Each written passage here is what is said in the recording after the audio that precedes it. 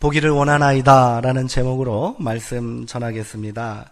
미국의 심리학자 중에 스탠리 밀그램이라는 사람이 있는데 이 사람이 굉장히 재밌는 실험을 많이 했습니다.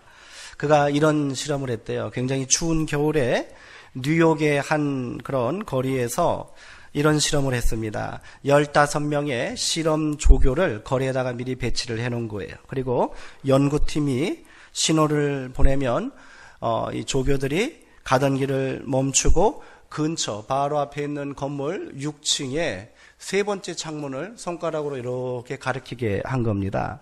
근데 그 건물 6층에 그 창문에는 뭐가 있냐면 그냥 한 사람이 뒤돌아 서 있고요. 뭐 특별한 일이 아무것도 일어나지 않습니다. 자, 이렇게 상황을 연출해 놓고요. 연구팀들은 주변에 있는 보행자들, 그냥 일반 시민들이죠. 뉴욕 한 거리니까 얼마나 많은 사람들이 다니겠어요. 그 사람들이 어떻게 행동하는지 관찰해보는 그런 실험이었대요. 실험 결과가 이랬습니다. 실험 조교 한 사람이 먼저 딱 가다가 길을 멈추는 거예요. 그리고 갑자기 이 맞은편 건물 6층에 창문을 향해서 손가락을 딱 가리키는 거예요. 그랬더니 그 지나가던 사람들이 별다른 반응을 보이지를 않더래요. 그래서 이번에는 2명이 딱 서서 가리켰대요. 지나가던 사람들이 걸음을 멈추고 어느 정도가 그것을 함께 바라봤을 것 같으세요? 45% 정도 사람들이 100명 중 45명이 뭔 일 있나 이렇게 쳐다봤다는 거예요.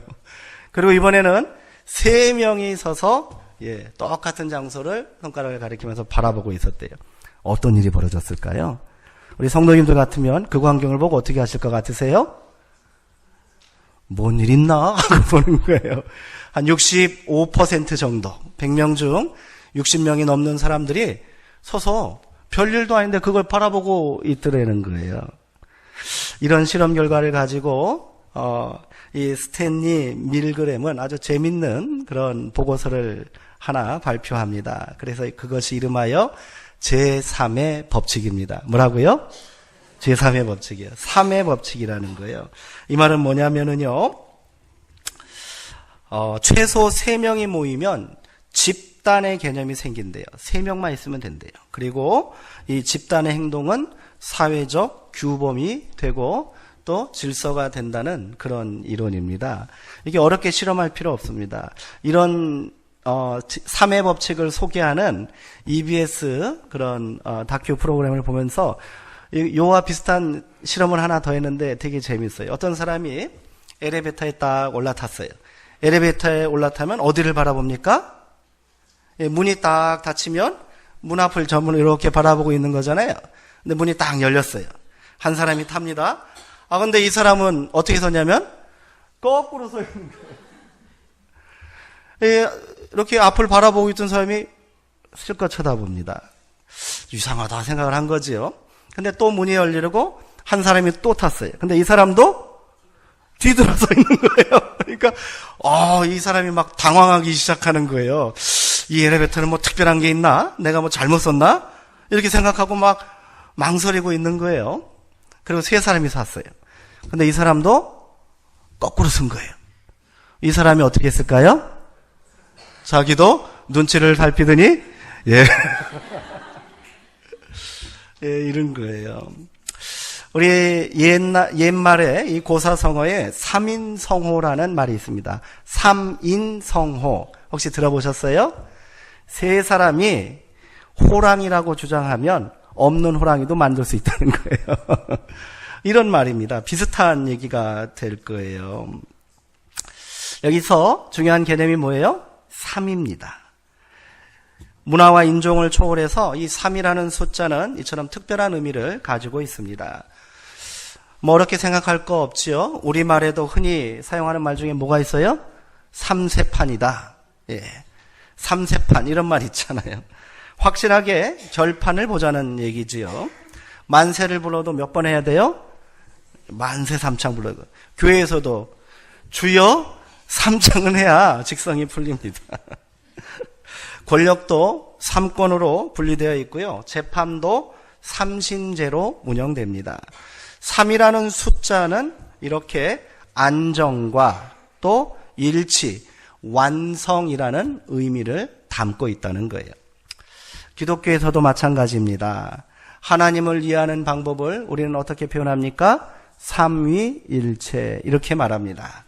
예수님도 십자가 죽음을 앞두고 몇 번이나 기도하셨다고요? 겟세마네 동산에서 3번 기도하셨습니다.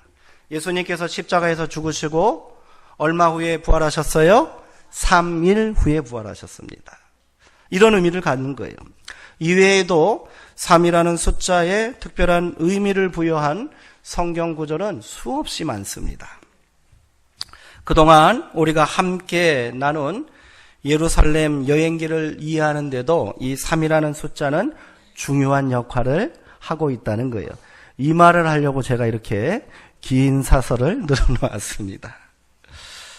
예루살렘 여행기는 3년간 갈릴리에서의 사역을 마치시고 마지막 최종 사역을 완수하시기 위해 예루살렘으로 올라가시는 예수님과 제자들의 이야기를 담고 있지요. 여기서 주인공은 누굴까요? 예수님이 아닙니다. 이 여행기의 주인공은 제자들입니다. 어째서 그러냐면요. 제자들이 과연 예수님의 이 최종 사역인 십자가를 온전히 깨닫고 이해하느냐, 그리고 끝까지 예수님의 길에 이들이 동참할 것인가, 이것이 주된 관심사라는 거예요.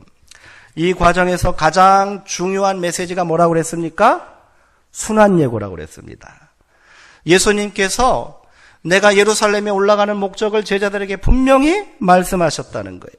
내가 예루살렘에 올라가면 나는 십자가에 달려 죽을 것이다. 그러나 이 죽음이 끝이 아니라 3일 후에 나는 다시 살아날 것이다 라고 말씀하셨어요. 몇 번 말씀하셨다고요? 3번 말씀하신 거예요. 예수님께서 3번 말씀하신 이유가 분명해졌지요. 절박하신 거예요. 제발 제자들이 자기의 길을, 십자가의 그 의미를 깨닫기를 원하신 거예요. 믿음의 눈을 뜨기를 원한 거예요. 그리고 제자들에 대한 깊은 애정이 이 가운데 담겨 있는 거예요. 기대도 있는 거예요. 내가 3번 말하면, 한두 번 말했을 때는 좀 못 알아듣고 딴짓해도 3번 말하면 이들도 비로소 깨닫게 되지 않겠는가? 이것을 가지고 잘 몰라도 고민은 하지 않겠는가? 이렇게 생각했겠지요. 그래요. 그런데 제자들은 마지막 3번의 순환 예고에도 어때요?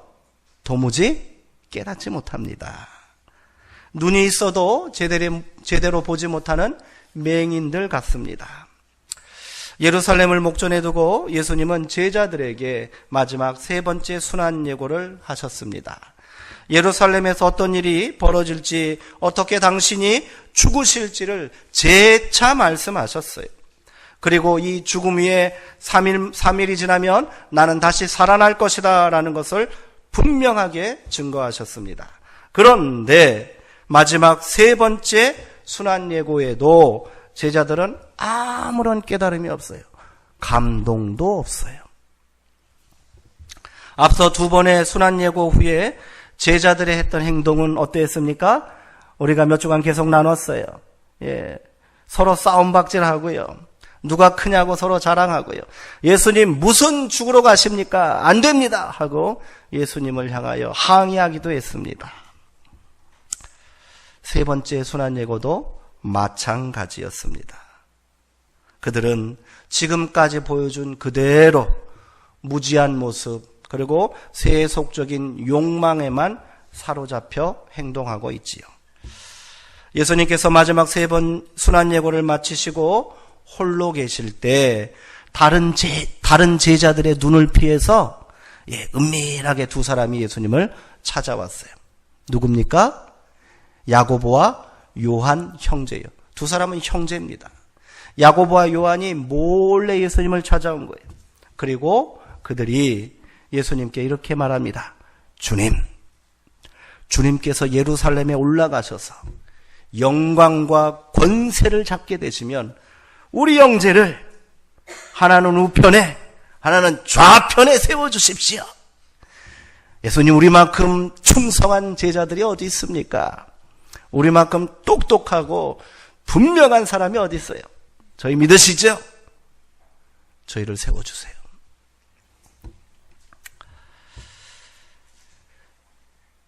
야고보와 요한의 말을 들은 예수님의 심정은 어땠을까요? 이게 몇 번째라고요? 세 번째예요. 이제 이들을 향해 분노하실 힘도 남아있지 않았을 것입니다. 깊은 절망과 안타까움으로 예수님은 형제에게 이렇게 말씀하셨습니다. 너희는 지금 너희가 구하는 것이 무엇인지 알지 못하고 있다. 너희가 내가 마시는 잔을 마실 수 있느냐?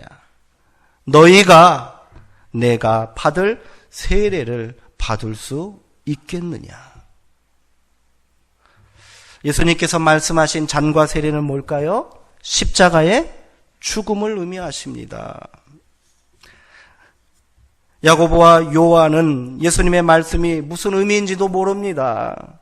그리고 우리가 할 수 있습니다 라고 자신 있게 또 말하고 있어요. 그리 오래지 않아 야고보와 요한은 자신들이 말한 그 자리가 극악무도한 강도들이 예수님과 함께 좌편에 우편에 십자가에 달려있는 모습을 보게 됩니다. 이들이 요구한 게 뭐예요? 십자가에 달리겠다는 거예요. 이 어처구니 없는 사건은 여기서 끝나지 않았다는 거예요. 나머지 10명의 제자들이 이 사실을 알게 된 겁니다. 어떤 일이 벌어졌을까요?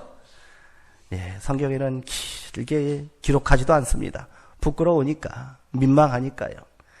나머지 10명의 제자들이 2명의 이 형제를 불러다 놓고 막 화를 내었다라고 성경은 기록합니다. 화만 냈겠습니까? 난리가 났을 것입니다. 제자들 사이에 어떤 일이 벌어졌는지 상상이 갑니다. 그 참담한 현장을 바라보고 계셨던 예수님은 무너지는 심정을 애써 부여잡고 말씀하십니다. 인자가 온 것은 섬김을 받으려 함이 아니다. 도리어 섬기러 왔고 자기 목숨을 많은 사람의 대속물로 내어 주려고 왔노라 말씀하십니다. 예수님은 자신을 낯선 사람처럼 말씀하십니다. 내 목숨을 내어주겠다고 말씀하신 것이 아니라 자기 목숨을 이렇게 말씀하셨어요. 제자들이 생각하는 예수님의 모습이 그러했습니다. 제자들은 예루살렘에 죽으러 올라간다고 말씀하시는 예수님이 낯설기만 합니다. 자기들이 믿고 따르는 예수님이 아니라는 거지요. 자기들에게 영광의 자리를 나눠주고 성공을 보장해 줘야 할 예수님은 그렇게 허무하게 목숨을 버려서는 안 된다고 믿고 있는 것입니다. 이런 믿음은 우리가 굳게 붙잡아야 할 믿음이 절대로 아니지요. 잘못된 믿음이고요. 위험한 믿음입니다. 예수를 나의 성공의 도구로 생각하고요. 세속적인 욕망을 충족시켜 주실 분으로만 생각한다면 그 믿음은 실패한 믿음입니다. 위험한 믿음입니다. 그런 의미에서 제자들은 실패자들입니다. 자신들이 자랑하는 것처럼 우리는 모든 것을 버리고 3년간 예수님을 따라다녔습니다. 그렇게 자랑하던 이 제자의 삶 전부를 스스로 지금 부정하고 있는 거예요. 예수님의 가르침이 부족했기 때문일까요? 제자들을 향한 열정과 열심이 모자라서 그랬습니까? 아닙니다. 예수님은 인간의 한계와 열심을 뛰어넘는 노력과 사랑으로 제자들을 가르치셨습니다. 그리고 깊은 애정과 기대가 있었기에 예루살렘으로 향하는 마지막 여행길에 3번이나 자신이 당할 십자가 죽음과 부활을 말씀해 주셨던 겁니다. 그런데 왜 제자들은 깨닫지 못하고 있는 것일까요? 왜 그럴까요? 여기에는 이유가 단 하나입니다. 인간의 욕망과 성공을 향한 집착이 그만큼 크고 무서운 것이라는 사실입니다. 우리도 예외가 아니에요. 믿음은요, 결단을 요구합니다. 뭐라고요? 믿음은 결단을 요구합니다. 예수를 따르느냐, 세상을 따르느냐 하는 문제입니다. 타협이 있을 수 없습니다. 예수님은 말씀하셨어요. 너희가 두 주인을 섬길 수 없다. 양다리 걸치는 거요? 더더욱 불가능합니다. 믿음은 그렇게 우리에게 결단과 선택을 요구합니다.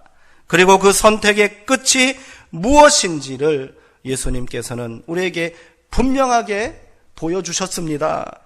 십자가의 고난이 끝이 아님을, 그 길이 고통과 죽음만이 아님을 어떻게 보여주셨습니까? 다시 살아나셔서 부활로, 생명으로, 승리로 우리 가운데 확실하게 증언해 주셨다는 겁니다. 우리가 최종적으로 도달해야 할 믿음의 길은 바로 이 부활의 영광, 생명의 승리의 자리인 줄 믿습니다. 이를 위해 우리는 그 길이 비록 고난의 길인 줄 알면서도 세상이 아닌 예수의 길을 따라야만 한다는 말입니다. 3번째 순환예고 후에 드디어 예수님과 제자들은 여리고에 도착하신 거예요. 여리고는 예루살렘으로 올라가는 마지막 관문입니다. 이제 저 멀리 여리고성이 보입니다. 예루살렘 여행기는 이 마지막 관문에서 아주 의미 있는 사건을 전하고 마무리됩니다. 그 사건이 오늘 우리가 함께 읽은 여리고 맹인 바디메오 이야기입니다. 오늘 이 이야기를 끝으로 예루살렘 여행기가 끝나게 되는 거예요. 성경은 바디메오가 길에서 구걸하는 거지였고 앞을 보지 못하는 맹인이라고 말합니다. 예루살렘으로 향하는 거룩하고 경건한 순례자들에게 자비를 구걸하며 살던 불쌍한 사람입니다. 그런데 마가는 이 맹인 거지에게 우리의 시선을 집중하게 만듭니다. 그는 세상의 밑바닥 인생이 아니었습니다. 비록 선천적인 장애로 인해 구걸로 삶을 연명해야만 했던 자였지만 영혼의 눈은 그 누구보다도 밝게 빛나고 있었다는 거예요. 육신의 눈으로 볼 수 없다면 귀를 열고 들으면 됩니다. 그는 멀리서 예수님이 오고 계시다는 말을 들었습니다. 그 순간 그의 영혼의 눈이, 믿음의 눈이 예수님을 분명하게 주목하고 바라보게 되었던 것입니다. 그리하여 바디메오는 자리를 박차고 예수님을 향해 소리 지르며 달려갔답니다. 다윗의 자손 예수여, 나를 불쌍히 여기소서. 그는 예수님이 누군지 분명히 알고 있었던 거예요. 보아서 아는 게 아닙니다. 믿음이 있었기에 아는 것입니다. 약속하신 하나님의 아들, 위대한 다윗의 자손 메시아 예수님을 만날 수만 있다면 나의 눈을 뜰 수 있겠다는 그의 믿음, 그는 이 믿음을 가지고 그 모진 세월을 견뎌왔는지도 모르겠습니다.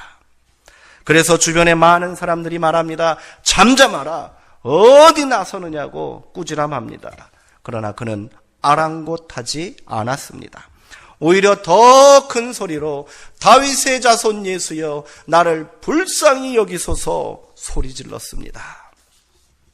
그의 믿음이 예수님의 발걸음을 멈추어 세웠습니다. 예수님은 바디메오를 불러오라고 말씀하셨습니다. 그리고 그에게 물으십니다. 내가 너에게 무엇을 해주기를 원하느냐? 바디메오는 주저함 없이 대답합니다. 선생님, 내가 보기를 원합니다. 내가 보기를 원합니다. 그는 예수님께서 자기의 눈을 뜨게 해주실 분임을 믿어 의심치 않았던 거예요. 이에 예수님은 그의 믿음에 응답하십니다. 가라, 내 믿음이 너를 구원하였느니라. 아멘. 바디메오는 그 자리에서 눈을 뜨고 볼 수 있게 되었습니다. 그리고 여기서 끝이 아닙니다. 그가 곧 보게 되자 예수를 길에서 따르니라. 그가 곧 보게 되자 예수를 길에서 따르게 되었다. 오늘 말씀은 이렇게 마무리가 되고 있는 거예요. 예루살렘 여행기는 이렇게 끝이 납니다. 제자들의 무지와 욕망으로 인해 실패로 끝난 줄 알았던 여행이 마지막 순간 극적인 반전이 일어난 겁니다. 제자들 중 아무도 믿음의 눈을 뜨지 못했는데 여리고에서 우연히 만난 사람, 더군다나 거지요 맹인이었던 바디메오는 눈을 뜨고 예수의 길에 동참하였습니다. 그렇게 바디메오는 여리고에서 예수님의 마지막 제자가 되는 영광을 차지하게 된 것입니다. 구걸하던 거지요 불쌍한 맹인이었던 한 사람으로 인해 지금 새로운 희망의 길이 열리고 있는 거예요. 예루살렘 여행기의 그 실패와 분노와 좌절의 기록들이 이 사건 하나로 완전히 바뀌게 된 겁니다. 우리는 이후 바디메오가 어떤 삶을 살았는지 알 수 없습니다. 그러나 성경에 그의 이름이 분명히 기록된 이유는 그가 초대교회에서 중요한 역할을 감당했고 위대한 믿음의 사람으로 기억되었음을 증언하고 있습니다. 성경에 이름이 오른다는 것은 그냥 올라온 게 아니에요. 이것이 객관적인 사실이니까 그렇게 이름을 적어놓은 게 아니란 말이에요. 그 사람의 이름이 초대교회에 얼마나 큰 영향력을 끼쳤으며 그의 믿음이 얼마나 많은 사람들의 입을 통하여 증언되었는지를 우리는 이 이름을 통하여 그 이름의 기록을 통하여 알 수 있다는 겁니다. 예루살렘 여행기의 가장 중요한 메시지는 눈먼 장님과도 같은 제자들과 대비되는 이 바디메오의 믿음인 거예요. 마가는 이를 통해 분명한 메시지를 오늘 우리에게 전하고 있습니다. 그것은 무엇입니까? 그대들이여 이제 믿음의 눈을 뜨라. 이것이 오늘 우리 가운데 주는 메시지입니다. 여기서 우리는 예루살렘 여행기 전체를 다시 살펴볼 필요가 있겠습니다. 사실 예루살렘 여행기는 눈 뜨는 이야기에서 시작해서 눈 뜨는 이야기로 마무리되고 있다는 사실입니다. 맹인을 치유하는 사건에서 시작해서 맹인을 치유하는 사건으로 마무리되고 있습니다. 예루살렘 이 여행기를 거슬러 마가복음 8장을 다시 주목해 보시면 빌립보 가이사랴에서 시작된 예루살렘 여행기가 시작되기 이전에 예수님께서 이미 맹인을 치유하신 사건이 기록되었다는 사실을 발견하게 됩니다. 이 사건을 일명 뭐라고 합니까? 벳세다 맹인 치유 사건이라고 말합니다. 예루살렘의 마지막 여행을 시작하시기 바로 직전 예수님은 벳세다에서 맹인을 치유하셨습니다. 그런데 이 치유 장면이 이전에 예수님께서 사람들을 고치신 장면과는 많이 다르다는 사실 때문에 우리는 고개를 갸웃거리게 만듭니다. 무슨 말씀이냐면요.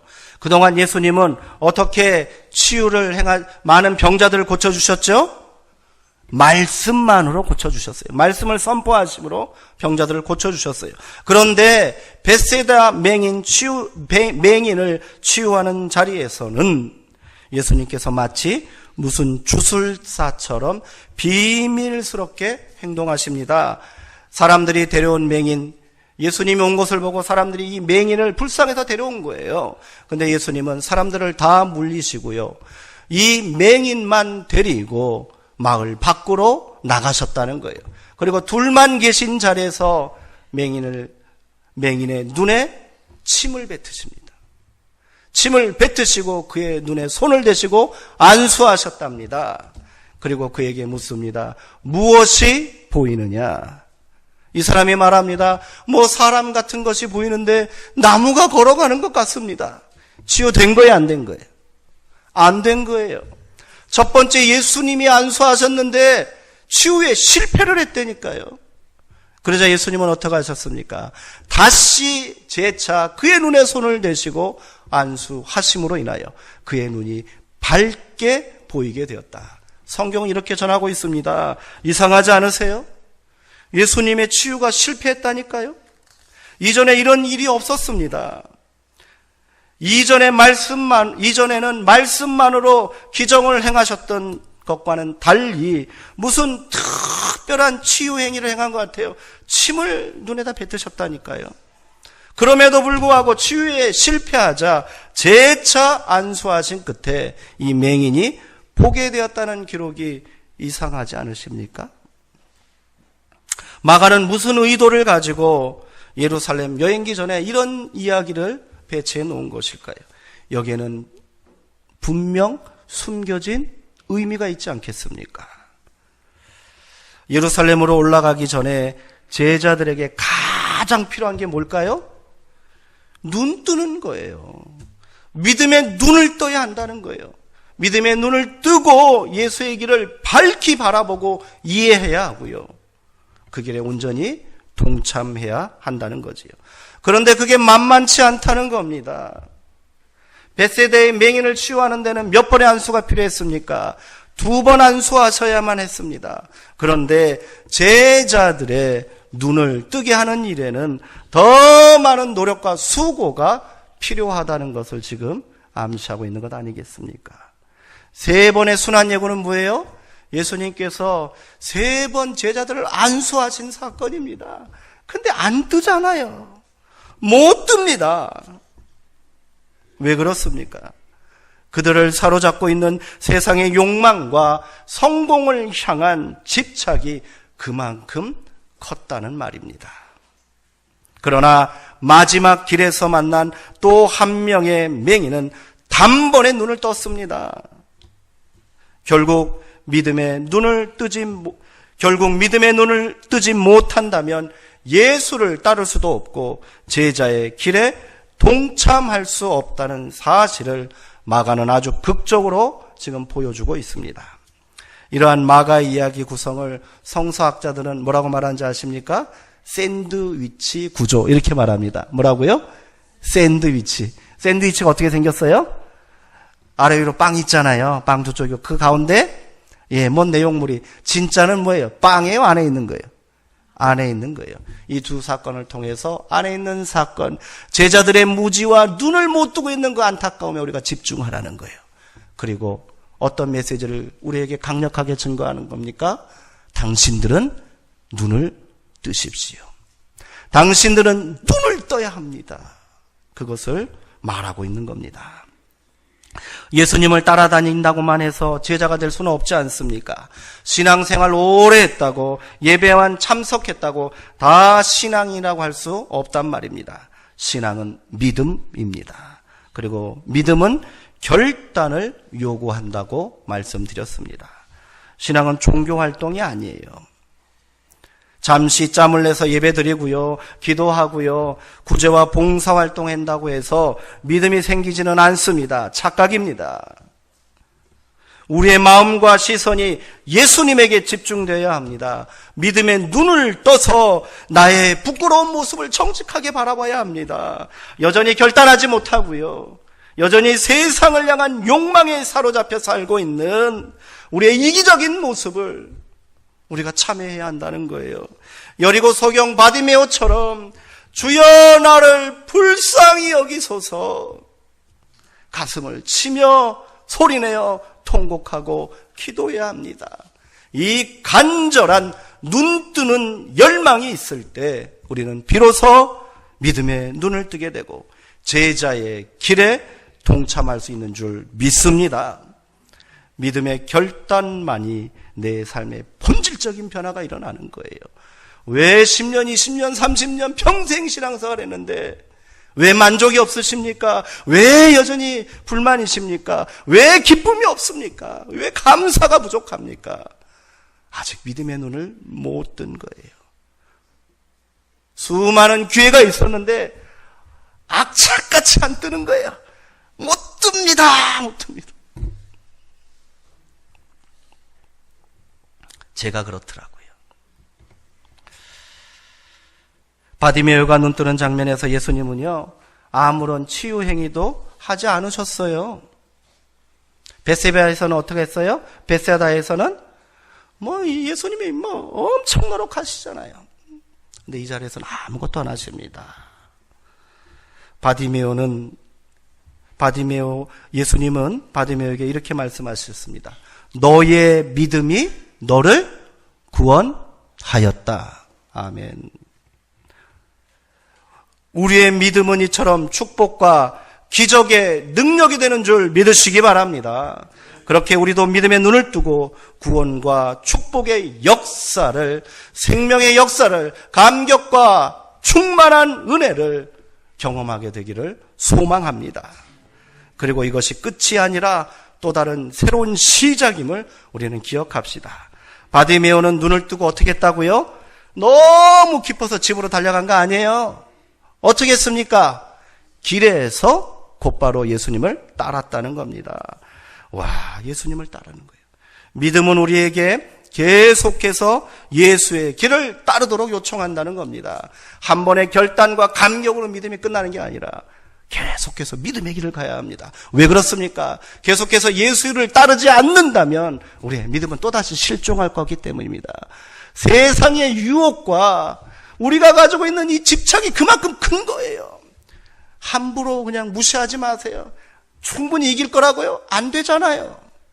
그래서 우리가 계속해서 예수의 길을 따르는 결단이 있어야 된다는 겁니다. 우리는 이 믿음을 위해 한 가지 결단을 해야 합니다. 그것은 뭘까요?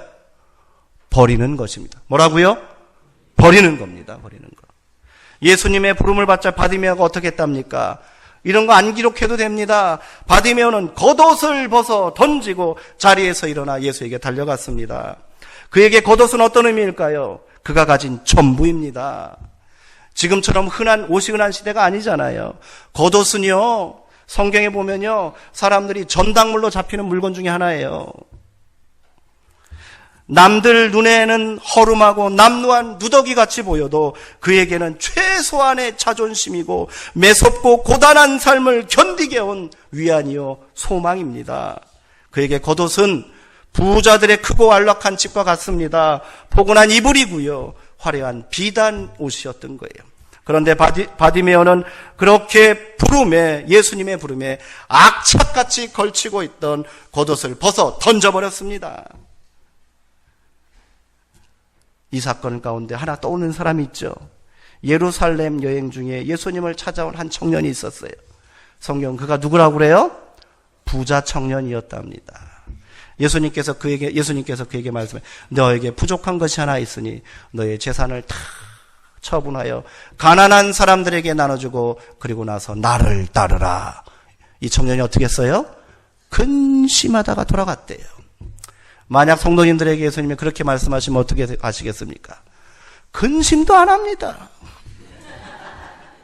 그냥 가버릴 거예요. 그래도 이 청년은 그래도 근심이라도 해요. 오늘 내가 마지막까지 집착하고 붙잡고 있는 것이 무엇인지를 생각해 보아야 합니다. 그거 대단한 것 같지만 그저 거지가 걸치고 있던 누더기에 불과할 수도 있다는 거예요. 그것 때문에 우리는 믿음의 길에서 머뭇머뭇거리고 근심하고 있는지도 모릅니다. 그것이 물질의 욕망일 수도 있고요, 세속적인 성공과 영광일 수도 있습니다. 그것이 헛된 집착일 수도 있고요, 부끄럽게도 아직까지 버리지 못하고 있는 우리의 옛 습관과 편견일 수도 있습니다. 믿음은 우리에게 새로운 결단과 변화를 요구합니다. 지금 가지고 있는 것 다 가지고 지금 하고 있는 짓 다 하면서 이 모습 그대로 우리는 아무것도 할 수 없다는 거예요. 아직까지 이런 믿음이 나에게는 먼 것이라고만 생각하지 마시기 바랍니다. 목사님, 오늘 교회 처음 나왔는데요. 목사님, 제 이제 신앙생활 한 지 얼마 안 됐습니다. 그거는 상관없는 거예요. 상관없는 거예요. 모자라고 부족하다면 어떻게 해야 됩니까? 부르짖는 거예요. 부르짖는 거예요. 주여, 나를 불쌍히 여기소서. 여전히 내가 머뭇머뭇거립니다. 여전히 내 안에는 욕망으로 가득 차 있습니다. 여전히 내 안에는 이기적인 욕심만 가득합니다. 저것이 그렇게 커 보여서 도저히 벗어날 수가 없습니다. 그러니 주여 불쌍히 여기시어 나를 도와 주옵소서. 기도해야 한다는 거예요. 기도하고 또 기도하고 매달릴 때 우리는 마침내 믿음의 눈을 밝히 뜨게 될 줄 믿습니다. 그런 우리를 향하여 예수님께서는 기쁘게 응답해 주실 것입니다. 사랑하는 아들아, 사랑하는 딸아, 내 믿음이 너를 구원하였느니라. 아멘. 기도하겠습니다.